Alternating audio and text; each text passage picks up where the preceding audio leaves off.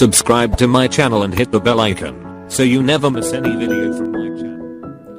YouTube channel Venus tech में आपका स्वागत है।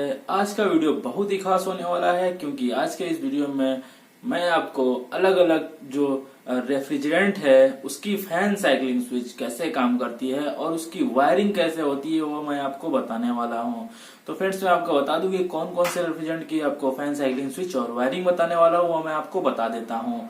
तो सबसे पहले मैं आपको बता दूं कि ये R22 का एक रेफ्रिजरेंट होता है और एक R134A का रेफ्रिजरेंट होता है, एक R410A का रेफ्रिजरेंट होता है और R407C का जो रेफ्रिजरेंट होता है उसकी मैं फैन साइक्लिंग स्विच कैसे काम करती है और उसका वायरिंग कैसे होता है वो मैं आपको बताने वाला हूँ। तो जैसा कि मैंने आपको बताया था कि फैन साइक्लिंग जो स्विच होती है वो कंडेंसर फैन को ऑपरेट करने के लिए लगा होता है जो कि एक प्रेशर पे काम करता है। अलग अलग रेफ्रिजरेंट के अलग अलग प्रेशर पे ये फैन साइक्लिंग स्विच काम करता है। तो फ्रेंड्स मैं आपको ये वीडियो आपको एक डायग्राम की मदद से बता देता हूँ ताकि आपको पूरा क्लियर हो जाए और आपको फैन साइक्लिंग स्विच भी पता चल जाएगा और आपको इसकी वायरिंग कैसे होती है ये भी आप पता कर पाएंगे। तो फ्रेंड्स हम देर न करते हुए वीडियो में आपको यहाँ पे फैन साइक्लिंग स्विच यहाँ पे देख पा रहे हैं R22 का फैन साइक्लिंग स्विच के इंटरनल कंपोनेंट्स कैसे होते हैं यहाँ पे लेके आ गया हूँ। और यहाँ पे आपको ये देखना है कि फैन साइक्लिंग स्विच कितने PSI पे ओपन होता है और कितने PSI पे ये क्लोज होता है, कौन से रेफ्रिजरेंट का फैन साइक्लिंग स्विच है।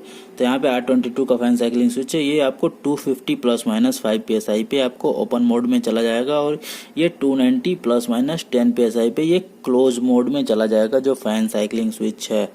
और इसी तरीके से हम बात कर लें आपको कि ये 410A का जो फैन साइक्लिंग स्विच है वो कितने PSI पे ओपन और क्लोज होता है।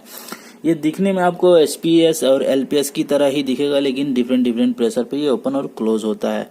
तो ये आपको यहाँ पे ओपन मोड में आपको 380 ±10 PSI पे ये जो ओपन हो जाएगा जो इसका फैन साइक्लिंग स्विच है 410A का, और यहाँ पे 450 ±10 PSI पे ये क्लोज हो जाएगा। और आगे मैं इसकी वायरिंग बताने वाला हूँ कि इसकी वायरिंग कैसे होती है जिसकी वजह से आपका जो है कंडेंसर फैन रन होता है। तो यहाँ पे आपको सिर्फ आपको क्लोज और ओपन देखना है कितने PSI पे ये ओपन और क्लोज होता है, कौन से रेफ्रिजरेंट पे, यानी कि 410A है R22 है, कौन से रेफ्रिजरेंट पे। यहाँ पे आपको 134A का जो फैन साइक्लिंग स्विच है ये ओपन मोड और क्लोज मोड आप देखने को मिल जाएगा। तो ओपन मोड में आपको यहाँ पे देखने को मिल जाएगा 130 ±5 PSI पे ये जो R134A का जो फैन साइक्लिंग स्विच है ये ओपन होता है और ये 160 ±10 PSI पे ये फैन साइक्लिंग स्विच है ये क्लोज होता है। और इसी तरीके से हम बात कर लें कि आपको 407C का जो फैन साइक्लिंग स्विच है आपको 250 ±5 PSI पे ये ओपन होता है और आपको 290 ±10 PSI पे ये फैन साइक्लिंग स्विच जो है ये क्लोज होता है। और आगे मैं इसकी वायरिंग आपको बता देता हूं ताकि आपको प्रेशर के साथ साथ वायरिंग का भी पता चल जाए। तो यहाँ पे मैंने एक वायरिंग डायग्राम बनाया हुआ और इसको मैं कैसे बनाया हुआ मैं आपको समझा देता हूँ। तो सबसे पहले मैं आपको इसके पार्ट्स बता देता हूँ। तो यहाँ पे आपको देखने को मिल जाएगा ये फैन साइक्लिंग स्विच है और ये एक कॉन्टेक्टर जो कि 220 कॉइल वोल्टेज का ये कॉन्टेक्टर लगा हुआ है जो हमारे कंडेंसर फैन के लिए होता है। तो जैसे कि आपको यहाँ पे देखने को मिल जाएगा यहाँ पे मैं मेंशन कर देता हूँ। तो यहाँ पे मैं आपको 220 वोल्टेज लिख देता हूँ ताकि आपको अच्छे से क्लियर हो जाए।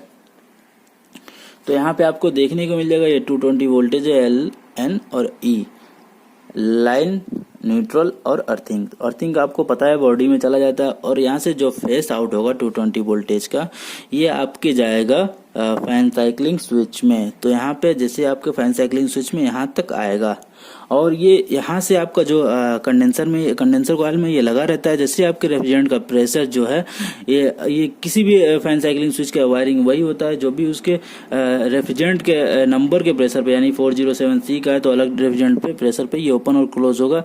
तो जैसे ही यहाँ पे आपका रेफ्रिजरेंट का प्रेशर बढ़ेगा, जैसे कि R22 का है, जैसे कि R22 का फैन साइक्लिंग स्विच मान लीजिए, तो जैसे ही इसका प्रेशर 290 ±10 PSI तक जाएगा तो ये जो है ये कॉन्टेक्ट जो है ओपन जो आपको दिखाई दे रहे हैं ये क्लोज हो जाएंगे कुछ इस तरीके से। कुछ इस तरीके से ये क्लोज हो जाएंगे और ये क्लोज होते ही जो यहाँ से L जो है पावर इन हो रहा है वो आउट होने लगेगा यहाँ से, और यहाँ से आपके कॉन्टेक्टर के A1 पे चला जाएगा जो फैन कंडेंसर फैन का जो कॉन्टेक्टर लगा हुआ है। ये आपको कॉइल वोल्टेज है ये A1 और A2, और यहाँ से जो न्यूट्रल है वो आपको डायरेक्ट आपके A2 पे आया रहेगा। तो ये कुछ इस तरीके से काम करता है। और यहाँ पे आप देख पा रहे हैं पावर इन यानी L1 L2 यहाँ से जो 220 का वोल्टेज का यहाँ से पावर इन हो रहा है, जैसे कि आपका कंडेंसर फैन यहाँ पे लगा हुआ है।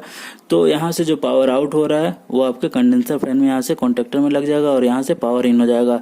तो ये जो बेसिकली जो फैन साइक्लिंग स्विच है इसको जो है कॉन्टेक्टर के कॉइल वोल्टेज को देते हैं, ताकि आपको कॉइल वोल्टेज पावर मिलेगा तो आपका कॉन्टेक्टर एनर्जाइज हो जाएगा। तो और जो पावर इन हो रहा है वो यहाँ से पावर आउट होने लगा, आपका जो भी कंडेंसर फैन लगा हुआ है वो रन हो जाएगा। तो ये बेसिकली जैसे ही आपके कंडेंसर का रेफ्रिजरेंट का प्रेशर जो बढ़ेगा तो फैन साइक्लिंग स्विच ये काम करेगा। अगर रेफ्रिजरेंट का प्रेशर आपका कम रहेगा किसी वजह से तो आपका कंडेंसर फैन नहीं चलेगा, जिसकी वजह से आपका एनर्जी भी सेव होगा और आपके जो है कंडेंसर फैन खराब होने के भी चांसेस रहते हैं वो भी कम हो जाएंगे। तो ये फैन साइक्लिंग स्विच कुछ इस तरीके से काम करता है। तो फ्रेंड्स उम्मीद है कि आपको वीडियो पसंद आई हो, और वीडियो पसंद आई हो तो प्लीज़ वीडियो को लाइक करें और साथ ही साथ चैनल को भी सब्सक्राइब कर लें। Thank you.